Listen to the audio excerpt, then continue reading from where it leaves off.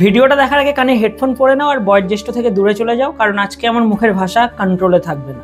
সনাতন হিন্দু ধর্মের দেবদেবীকে কেউ যদি অসম্মান করে তাকে খিস্তি মারার জন্যে আমি গর্ববোধ করি। আমি সাধু পুরুষ নই আর হতেও চাই না। এই ভিডিওটা আমি অনেকদিন আগে দেখেছিলাম, কিন্তু এই ভিডিও সম্পর্কে কিছু বলা হয়নি আর এই ভিডিও পরে আমি খুঁজেও পাইনি, কারণ ভিডিওগুলো প্রোফাইল থেকে ডিলিট করা হয়েছিল আর এই মালটাকে গ্রেপ্তার করা হয়েছিল। কিন্তু অবাক করা বিষয় হলো এই ছেলেটা আবার ছাড়া পেয়ে গেছে। হিন্দু, মুসলিম, খ্রিস্টান কোনো ধর্মাবলম্বীকে এইভাবে আঘাত করলে তাকে শুধু পুলিশে নয়, তার বিরুদ্ধে কিছু কেস নয়, তাকে ফাঁসির দড়িতে ঝোলানো উচিত। এবার এই ব্যক্তি যদি জেল থেকে বেরিয়ে আবার এরকমভাবে ভিডিও করে তাহলে আর কেউ কেস করো না, মালটাকে ধরে চার রাস্তার মোড়ে নিয়ে আসতে হবে, বাকিটা আমরা বুঝে নেব। ভ্যানচোদ সাহস কি করে হয় এদের মহাদেবের গলায় জুতোর মালা পরাতে? ইচ্ছে করছে দুটো ধরে টোকা দিয়ে দিই। দেখো, হাসবে না, মাথা কিন্তু মারা খুব গরম হয়ে আছে। এই মালটাকে যদি সামনে পেতাম, শুধু ভগবান জানে একে কি করতাম।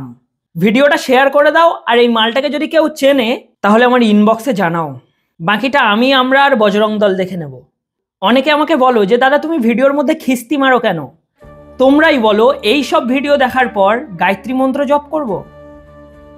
আমি সাধু পুরুষ নই, আর এসব ভিডিও দেখলে আমার মস্তিষ্ক এমনি ঠিক থাকে না। আর আমি মনে করি আমার ধর্মের দেবদেবীকে যারা অসম্মান করছে তাদেরকে খিস্তি মেরে যদি আমি ভুল করে থাকি, তো এরকম ভুল আমি 1000 বার করব।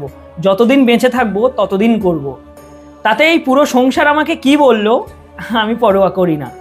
দেখা হচ্ছে পরের কোনো ভিডিওতে। জয় শ্রীরাম, জয় সনাতন।